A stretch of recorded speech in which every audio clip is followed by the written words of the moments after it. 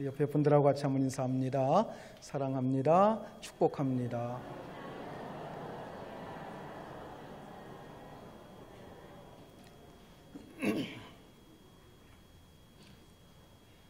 저와 가깝게 지내셨던 목사님들 가운데 임사 체험을 하신 분이 두 분이나 계셨습니다. 임사 체험이라고 하는 말은 죽음을 경험했다고 하는 말입니다.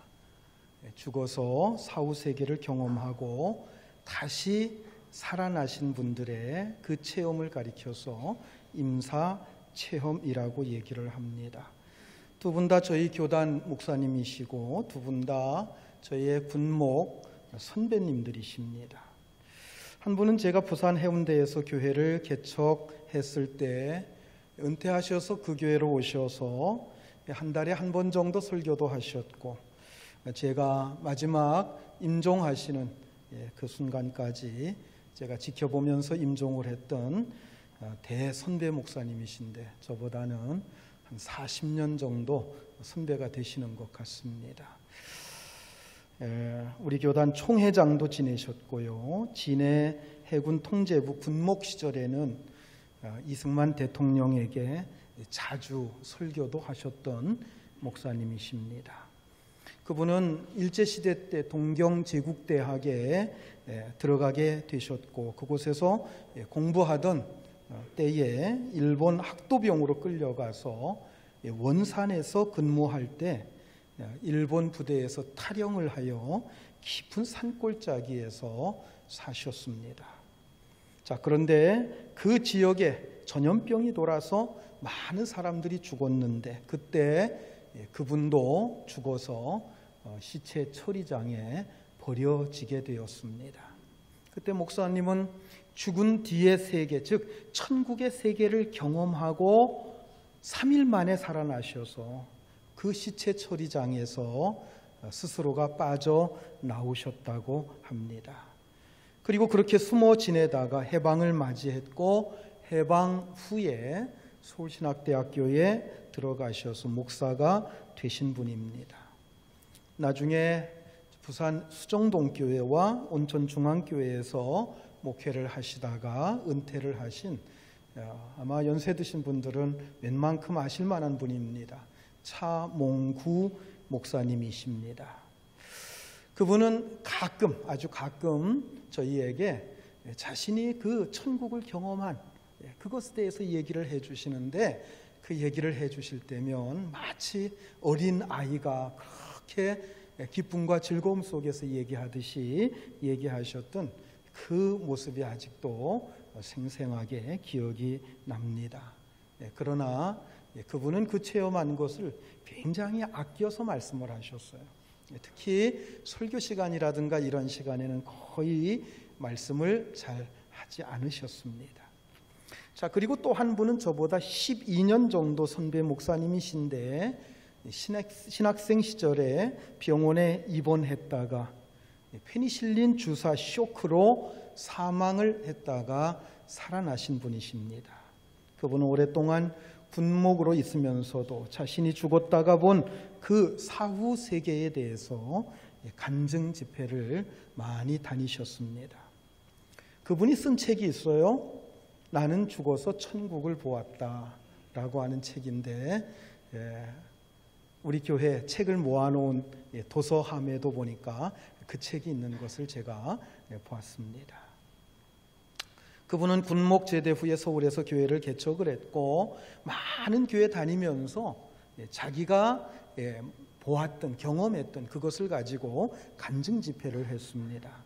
자, 그런데 언젠가 그분을 만나서 식사를 같이 했는데 그분 얘기가 이제는 자기가 어디서 누가 불러도 집회를 나가지 않는다고 하는 것입니다. 그 이유는 하나님이 무서워서 더 이상 집회를 나갈 수가 없다고 하는 것입니다.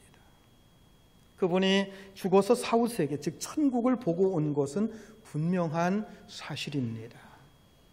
하나님께서 자신에게 이러한 놀라운 체험을 주신 것은 이것을 많은 사람들에게 증거하여 하나님의 살아계심과 그리고 천국이 분명히 있다고 하는 것을 나타내라고 하는 하나님의 뜻으로 생각을 하고 자기는 어디서든지 불러주는 대로 가서 간증 집회를 했다는 것입니다. 그런데 한 번은 어느 교회에서 초청을 해서 간증 집회를 하고 돌아왔습니다. 그런데 얼마 지나지 않아서 그 교회에서 다시 한번 해달라고 요청을 해서 다시 한번 가서 이전에 했던 것과 똑같은 간증 집회를 했습니다. 그랬더니 그 교회에서 그것 말고 다른 걸 해달라고 자꾸 요청을 하더라는 겁니다.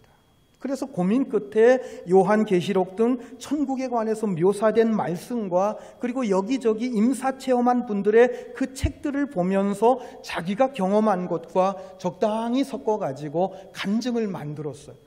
그러니까 한두 시간 하면 끝날 수 있는 그런 간증인데, 그래서 주일 오후 예배든 수요 예배든 한 번씩 가서 간증 집회를 하고 왔는데, 그 다음부터는 자기가 간증거리를 이렇게 여러 개로 나누어서 한 대여섯 시간으로 나누어서 그렇게 간증을 하면서 그 집회를 인도했다고 하는 것입니다. 그러니까 단발성으로 집회를 한 것이 아니라 부흥회 하듯이 며칠 동안 이렇게 대여섯 번의 집회를 했던 것입니다.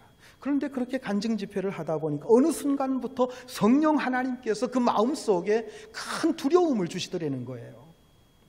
그래서 하나님 앞에 회개를 하고 더 이상 간증 집회를 나가지 않게 되었다고 하는 것입니다. 저는 그분의 그 이야기를 들으면서 왜 차몽구 목사님께서 자신의 그 놀라운 체험을 사람들에게 잘 말씀하지 않으시려고 했는가 하는 것을 이해할 수 있게 되었습니다. 예수님께서 베세다 광야에서 굶주린 유대인 무리들을 물고기 5마리와 물고기 2마리와 보리떡 5개로 아주 배불리 먹이셨습니다. 이 오병이어의 사건은 모세가 출애굽한 후에 광야에서 양식이 없어 굶주린 이스라엘 백성들을 만나로 먹였던 바로 그 사건과 비교되는 사건입니다. 하나님께서는 이스라엘 백성들을 광야로 이끌어내신 후에 아무것도 먹을 것이 없는 이 사막 지역으로 그들을 몰아넣으셨습니다. 자, 성경의 지리를 좀 알고 성경에 대해서 좀 아는 사람들은 이게 좀 이해하기가, 납득하기가 어려운 일입니다. 애굽에서 가나안 땅으로 가는 데에는 좋은 길이 있습니다. 그것은 바로 지중해 해안길입니다. 그 길은 이미 수많은 사람들이 왕래했던 길이었고 200만이나 되는 이스라엘 백성들이 가기에도 너무나 충분한 길이었습니다. 그리고 그 길로 가면 빠르면 보름 정도, 오래 걸려도 한두 달 정도면 충분히 가나안 땅에 도달할 수 있는 그런 길이었습니다. 그런데 하나님께서는 이스라엘 백성들을 아무것도 먹을 것이 없고 마실 물도 없는 사막 지역으로 끌고 들어가셨습니다. 여러분, 그렇게 하신 이유가 뭘까요? 그렇게 하신 표면적인 이유는 그 중간에 블레셋 등 여러 족속들이 버티고 있기 때문이라는 것입니다. 그러나 실제 하나님께서는 다른 뜻이 있었기 때문입니다. 사실 하나님이 함께 하신다고 하면 어떤 부족이, 어떤 막강한 세력이 그 가운데 버티고 있다고 할지라도 문제될 게 하나도 없습니다. 자, 그렇다고 한다면 그 다른 뜻이 무엇입니까? 우선 그들을 신의 산으로 인도해 주셔서 하나님과 언약을 맺으시려고 하는 의도 때문입니다. 신의 산에서 하나님은 율법을 통해 이스라엘 백성들과 언약을 맺으셨습니다. 그 언약을 통해서 하나님은 이스라엘 백성들의 하나님이 되셨고 이스라엘 백성들은 진정한 하나님의 백성이 된 것입니다. 만약에 이 언약이 없었다고 한다면 이스라엘 백성들은 다른 민족과 이방 민족과 다를 바가 없었을 것입니다. 자, 그런데 또 한 가지 중요한 이유가 있습니다. 그것은 하나님께서 광야에서 이스라엘 백성들에게 하늘의 양식으로 그들을 먹이시기 위해서 그들을 아무것도 없는 그 사막길, 광야의 길로 인도하셨다는 것입니다. 이 양식은 이 세상 어디에도 없는 양식이었습니다. 그 양식 이름이 뭐죠? 만나. 만나. 여러분, 우리말에 만나라고 하는 말 무슨 뜻이에요? 맛있다, 만나다. 그래서 만날까요? 그건 아니죠. 우리말이 아니니까. 사람들이 그걸 보고서 이게 뭐야? 도대체 이게 뭐야? 묻다가 이게 뭐야? 라고 하는 게 만나라는 말인데 그게 그 이름이 돼버렸어요. 그러니까 만나라는 뜻이 뭐예요? 이게 뭐야? 이것이 무엇이냐? 그런 뜻입니다. 하나님께서 아무것도 없는 광야로 수백만 명이나 되는 이스라엘 백성들을 몰아넣으신 것, 그것은 바로 이 만나를 먹이시기 위해서였습니다. 무슨 말입니까? 그들이 생각하는 것과 또 다른 세계가 있다는 겁니다. 이 만나는 이스라엘 백성들이 농사 지어서 얻은 음식이 아닙니다. 이 만나는 하나님께서 신비로운 방법으로 하늘에서 내려주신 것입니다. 즉 사람의 계획과 사람의 수고와 사람의 방법으로 만들어진 음식이 아니라 하나님께서 보내주신 음식입니다. 이것은 농사짓고 거둬들이는 일상의 세계와 전혀 다른 또 하나의 세계가 있다는 것을 보여주시는 것입니다. 바로 그 세계를 경험하는 것, 그것이 이스라엘 백성들에게는 무엇보다도 필요했다는 것입니다. 예수님께서는 보리떡 5개와 물고기 2마리로 2만여 명을 아주 배불리 먹이셨습니다. 우리가 이것을 생각해 볼 때 이것은 참으로 놀라운 일이 아니겠습니까? 참으로 감사할 일이 아니겠습니까? 자, 그런데 유대인들의 한번 반응을 보십시다. 유대인들은 그것으로 인해서 전혀 놀라지 않습니다. 감사하지도 않습니다. 그뿐만이 아니라 그들은 예수님에게 뭔가 더 큰 것을 요구하고 있습니다. 자, 오늘 본문 30절과 31절 말씀 같이 읽습니다. 그들이 묻되 그러면 우리가 보고 당신을 믿도록 행하시는 표적이 무엇이니까? 하시는 일이 무엇이니까? 기록된 바 하늘에서 그들에게 떡을 주어 먹게 하였다 함과 같이 우리 조상들은 광야에서 만나를 먹었나이다. 유대인들이 예수님의 능력을 보자 예수님에게 더 큰 것을 요구하기 시작합니다. 또 다른 것을 요구하기 시작합니다. 뭐 그것밖에 안 됩니까? 더 신기한 것, 더 놀라운 것 없습니까? 우리는 지금 당신을 믿고 싶습니다. 그런데 뭔가 더 큰 것을 보여주셨으면 좋겠습니다. 자, 모세는 하늘에서 떡이 내리게 해서 이스라엘 백성들을 먹게 했다는데 당신은 그렇게 해주실 수 없습니까? 이렇게 요청하고 있는 거예요. 즉 오병이어의 기적으로 그들은 만족하지 못하고 있습니다. 뭔가 더 짜릿하고 강렬한 것을 요구했습니다. 그러면 믿어주겠다는 거예요. 자, 여러분, 이 사람들의 문제가 무엇입니까? 그들은 이미 종교적인 중독자들이라고 하는 것입니다.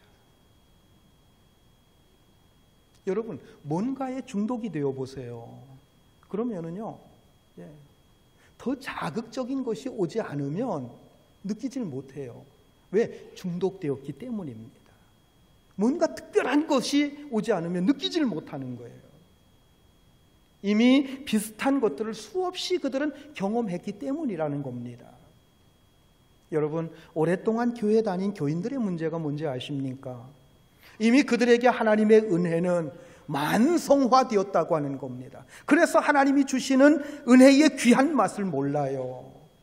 그들은 뭔가 새롭고 뭔가 더 자극적인 것, 그런 것을 요구합니다. 그런 것을 찾아다닙니다. 그런데 그런 사람들의 구미에 딱 맞는 모임이 있죠. 소위 신천지와 같은 이단들의 모임입니다. 그래서 이단에 빠지는 사람들을 보면 보편적으로 하나님께서 주시는 그 은혜에 만족하지 못하고 뭔가 새로운 것, 뭔가 자극적인 것, 뭔가 특별한 것, 이런 것을 찾아다니는 사람들이 그런 이단에 빠지는 것을 우리가 흔히 볼 수 있는 거예요. 그러나 여러분, 하나님의 은혜는 아주 약간만 있어도 아주 소중한 것입니다. 왜냐하면 이것은 인간에게서 난 것이 아니라 하늘로부터 온 것이기 때문입니다. 생각해 보십시오. 보리떡 5개와 물고기 2마리를 가지고 2만여 명을 먹였다고 하는 것, 얼마나 놀라운 증거입니까? 예수님을 하나님의 아들로 보기에 너무도 충분합니다. 그러나 유대인들은 별로 그렇게 놀라지 않습니다. 왜요? 그들은 이미 종교적으로 중독되어 있었기 때문입니다. 그들은 좀 더 강렬한 것을 요구하고 기왕이면 하늘에서 떡이 내리게 해보라고 요청하고 있는 것입니다. 참 불쌍한 사람들이죠. 가장 불쌍한 사람들입니다. 하나님과 진정한 교제가 없이 오랫동안 교회에 다니는 사람들, 여러분, 그 사람들이 정말 불쌍한 사람들이에요. 그 사람들에게는 그저 일상적으로 주어지는 은혜는 은혜로 느끼질 못합니다. 그런 사람은 그야말로 죽은 사람이 벌떡 일어나면 믿을까? 그렇지 않으면 눈 하나 깜짝하지 않을 정도로 그 마음이 둔해지거나 아니면 강팍해진 사람들입니다. 여러분, 이 말씀은 지금 우리들에게 주시는 말씀입니다. 오늘 우리들에게, 우리 한 사람 한 사람에게 하시는 말씀입니다. 여러분들이 처음 구원의 은혜를 경험했을 때 그때를 한번 생각해 보십시오. 처음 구원의 은혜를 느꼈을 때, 그 은혜 속에서 정말 눈물을 흘리면서 감격해 했을 때, 바로 그때 어떤 말씀이 들려와도 그 말씀이 감동이 되고 눈물이 되고 기쁨이 되고, 여러분 그러지 않았습니까? 처음에는 눈물도 자주 흘렸는데 이제는 아무런 감동도 일어나지 않습니다. 눈물도 메말라 버렸습니다. 오히려 원망과 불평이 생기고 어떤 때에는 미운 마음까지 생기는 거예요. 그 이유가 무엇입니까? 하나님께서 주시는 은혜를 깊이 음미하지 않아서 그렇습니다. 어떤 말씀을 통해 작은 은혜가 임했을 때 우리는 그것을 깊이 음미해야 됩니다. 그러면 그 은혜가 가슴속에 잔잔하게 머물면서 그 속에서 하나님의 손길이 느껴지는 거예요. 그러나 여러분, 평소에 주시는 말씀에 은혜 받지 못하면 뭔가 자꾸 새로운 것을 찾아 헤매게 돼 있습니다. 그런 사람들은 웬만한 설교에는 은혜도 감동도 받지 못합니다. 여러분, 이런 것을 가리켜서 뭐라고 하는지 아십니까? 은혜의 중독성이라고 말하는 겁니다. 오늘날 많은 성도들이 이 은혜의 중독성에 걸려 있습니다. 텔레비전과 라디오를 통해서 전국에 있는 소위 스타 목사님들의 설교를 다 듣고 있습니다. 그러니 웬만한 목사님들의 설교에는 감동을 받지 못해요. 은혜를 받지 못해요. 그래서 저는 오늘날을 설교자의 순환시대라고 생각을 합니다. 제 설교 서두에서 말씀을 드린 임사체험을 하신 그 목사님의 경우, 죽어서 천국의 광경을 보고 오신 그 체험이 얼마나 놀라운 것입니까? 그러나 제차 목사님을 청했을 때 그때는 좀 더 강렬한, 강도가 센 말씀을 들려줘야만이 성도들이 은혜를 받을 수가 있어요. 그러니 그런 부탁을 받은 목사님으로서는 얼마나 난감했을런지 충분히 짐작이 가고도 남는 것입니다. 지금 유대인들은 입으로 예수를 믿겠다고 말합니다. 지금 믿을 테니까 자기들을 놓치지 않으려고 하면 빨리 좀 더 특별한 것을 보여달라는 거예요. 지금 예수님을 따르는 자들이 얼마나 됩니까? 얼마 되지 않습니다. 그런데 예수님을 왕으로 세우려는 사람들이 있으니 그들이 예수님께 가세해 준다고 하면 예수님이 얼마나 든든해지겠습니까? 그러니까 자기들 마음이 변하기 전에 빨리 자기들 마음에 들게 해서 자기들 마음에 드는 그런 것들, 놀라운 일들을 보여주어서 자기들로 하여금 예수님을 믿고 따르게 하라는 거예요. 그러나 여러분, 이것은 믿는 자의 태도가 아닙니다. 이것은 협박이죠. 이것은 횡포입니다. 그런데 이것이 오늘날 많은 신자들의 태도입니다. 교회 나와 줄 테니까 어떻게 좀 잘 해보라는 거예요. 내 마음 편해서 다른 교회 가기 전에 내가 좀 마음에 들도록, 내가 좀 확신이 들도록 뭔가 좀 해보라는 겁니다. 그러나 여러분, 이것은 알코올 중독자, 마약 중독자나 다를 바가 없는 종교 중독자들이 하는 소리입니다. 우리는 아주 평범한 말씀 속에서도 주님의 은혜를 느낄 수 있어야 됩니다. 그 말씀 속에서 주님이 나를 부르고 계심을 느낄 수 있고 주님이 나를 설득하고 계시다고 하는 것을 우리는 깨달아야 한다는 것입니다. 마치 엘리야가 두려움 속에서 도망을 치다가 주님의 세미한 음성을 듣고 용기를 내어 다메섹으로 가서 주의 뜻을 행하였듯이 작은 말씀 속에서도 주님의 음성을 들을 수 있는 우리 자신들이 돼야 될 줄로 믿습니다. 여러분, 이게 은혜입니다. 바로 이게 표적입니다. 그런데 사실 오병이어로 2만여 명을 먹였으면 또 다른 표적이 뭐가 필요하겠습니까?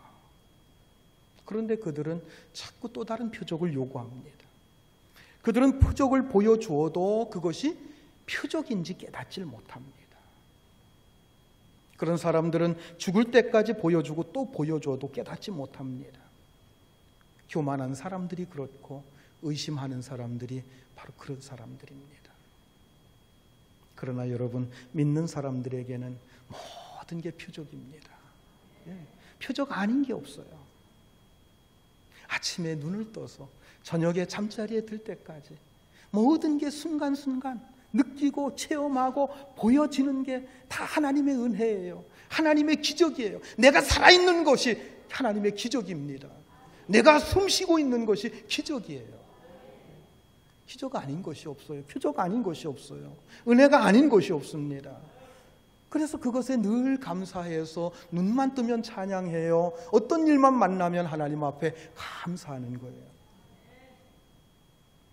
자, 그렇다고 한다면 여러분, 믿지 않는 사람에게 믿게 할 수 있는 표적이 무엇이겠습니까? 사실 믿지 않으려고 달려드는 사람에게 믿게 할 수 있는 표적이나 방법은 없습니다. 오죽하면 예수님께서 표적을 구하는 바리새인과 서기관들에게 내가 너에게 보여줄 것은 요나의 표적밖에는 없다고 그렇게 말씀을 하셨겠습니까? 마태복음 12장 38절로 40절까지 같이 봅니다. 그때에 서기관과 바리새인 중 몇 사람이 말하되 선생님이여 우리에게 표적 보여주기를 원하나이다. 예수께서 대답하여 이르시되 악하고 음란한 세대가 표적을 구하나 선지자 요나의 표적밖에는 보일 표적이 없느니라. 요나가 밤낮 사흘 동안 큰 물고기 뱃속에 있었던 것 같이 인자도 밤낮 사흘 동안 땅속에 있으리라. 요나의 표적이 뭐라고 그랬어요? 물고기 뱃속에 들어가서 밤낮 사흘 동안 있다가 다시 살아나온 것, 그게 요나의 표적이라는 거예요. 즉 예수님도 요나처럼 십자가에서 죽으시고 사흘 동안 음부의 무덤 속에 계셨다가 다시 살아나시는 것, 이것이 너희에게 보일 표적이라고 하는 것입니다. 여러분, 이 말씀을 여러분 잘 기억하십시오. 요나가 물고기 뱃속에서 살아나와 악한 니느웨 성에 들어가서 하나님의 말씀을 외쳤을 때에 니느웨 성 사람들이 어떻게 했나요? 왕으로부터 시작해서 저 종에 이르기까지 심지어는 짐승까지 금식을 하면서 회개하기에 힘썼다고 하는 것입니다. 그런데 그 당시 사람들은 요나 선지자보다 더 큰, 예수님 당시의 사람들은 요나 선지자보다 더 큰 하나님의 아들이 말씀을 전해도 지금 믿지 않고 있다는 겁니다.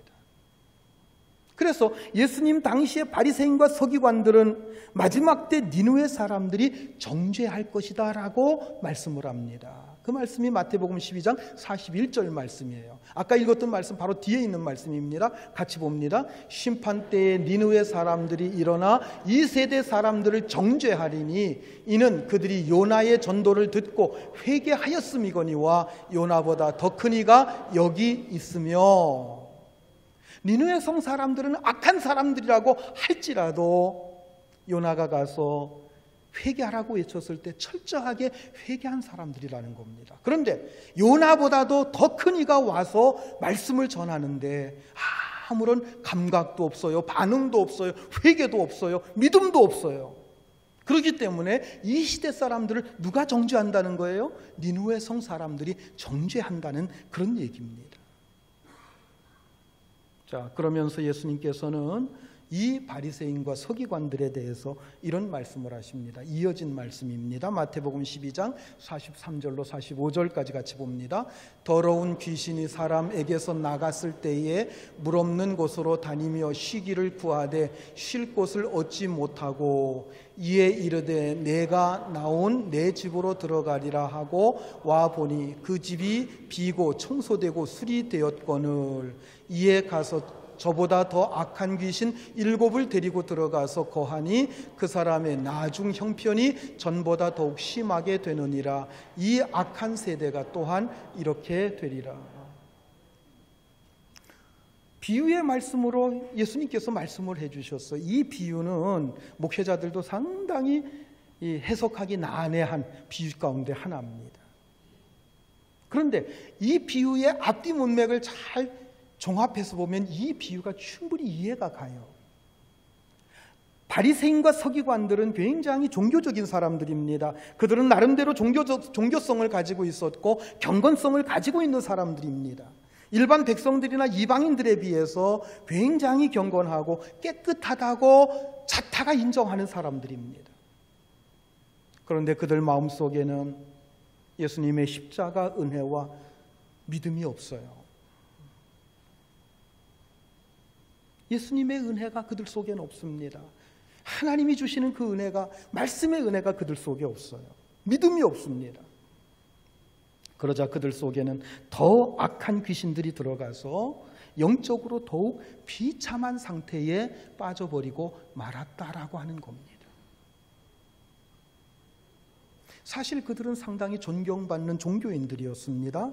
경건한 사람들이었습니다. 그런데 그 목표가 하나님께 있는 게 아닙니다. 자신들의 명예와 자신들의 어떤 종교적인 욕심, 권세 이런 것을 얻고자 하는 데 있었습니다.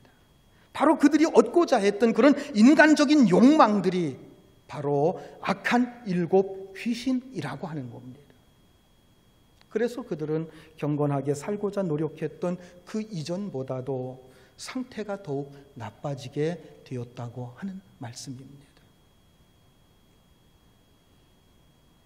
여러분, 예수님의 십자가 은혜와 믿음으로 우리의 마음을 채우지 않는다고 한다면 어쩌면 우리도 믿기 이전보다 형편이 훨씬 더 나빠질 수 있다고 하는 사실을 여러분 간과하지 마시길 바랍니다.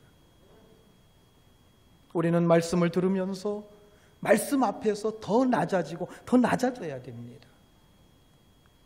완전하신 하나님의 말씀, 하나님의 그 기준이신 그 하나님의 말씀, 하나님의 잣대인 그 하나님 말씀 앞에서 고개를 뻣뻣이 들고 거만하게 행동할 자는 세상에 아무도 없습니다. 여러분, 우리 안에는 선한 게 없어요. 온갖 미움과 살인과 시기와 분쟁과 미친 짓 밖에는 없습니다. 혹시 여러분들 가운데 예수 믿기 전에 술 마시고 미친 짓 해본 적 있으십니까? 화가 머리끝까지 났을 때 여러분들의 얼굴을 거울에 한번 비춰보신 적이 있습니까? 여러분, 바로 그것이 우리의 본래의 모습입니다. 우리는 모두 다 이기적이며 자기밖에 모르는 자들이었습니다. 그런데도 말씀으로 변화가 되어 겸손하게 다른 사람들을 섬기면서도 그 마음속에 놀라운 평화와 기쁨이 있습니까? 여러분, 그것이 어디서 온 것입니까? 그 모든 것이 다 하늘에서 주신 것인 줄 믿으시기 바랍니다. 하늘에서 내려주신 신령한 열매들입니다. 자, 본문 32절, 33절이 그걸 말씀하고 있는 겁니다. 32, 33절 같이 봅니다. 예수께서 이르시되 내가 진실로 진실로 너희에게 이르노니 모세가 너희에게 하늘로부터 떡을 준 것이 아니라 내 아버지께서 너희에게 하늘로부터 참떡을 주시나니 하나님의 떡은 하늘에서 내려 세상에 생명을 주는 것이니라. 아멘. 그 모든 것이 하늘에서 주신 하나님의 은혜라는 거예요. 하나님께서 주신 생명의 떡이라는 겁니다.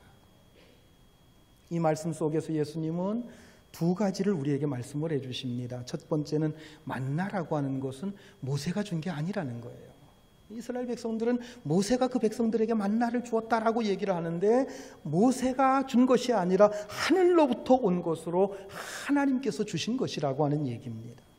만약에 만나가 모세가 준 것이라고 하면 그것은 하나님의 능력이나 기적으로 끝날 수 있습니다. 그러면 모세만 아주 대단한 사람이 되는 겁니다.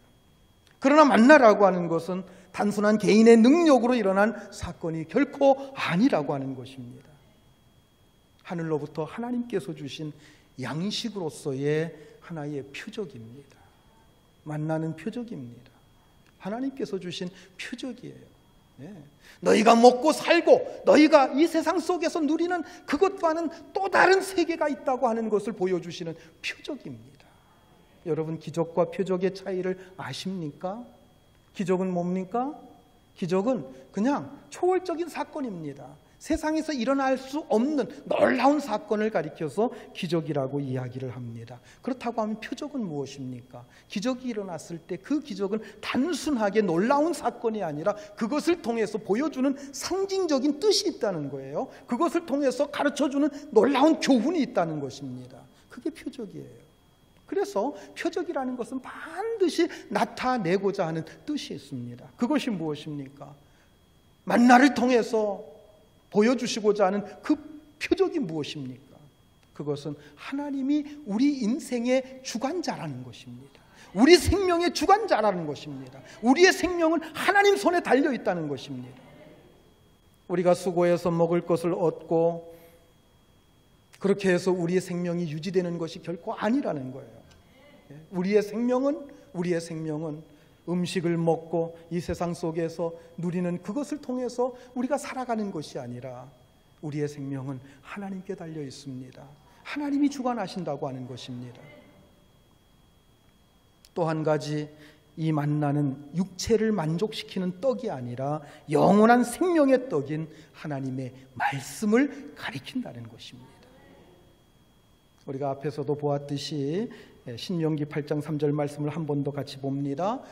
같이 읽습니다. 너를 낮추시며 너를 줄이게 하시며 또 너도 알지 못하며 내 조상들도 알지 못하던 만나를 내게 먹이신 것은 사람이 떡으로만 사는 것이 아니요 여호와의 입에서 나오는 모든 말씀으로 사는 줄을 내가 알게 하려 하심이니라. 아멘.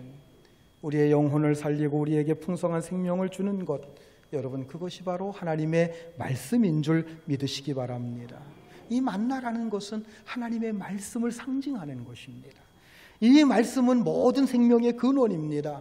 천지 만물을 말씀을 가지고 창조하셨어요. 그리고 말씀을 가지고 세상을 통치하십니다. 말씀을 통해서 하나님께서는 당신의 뜻을 이루어 가십니다.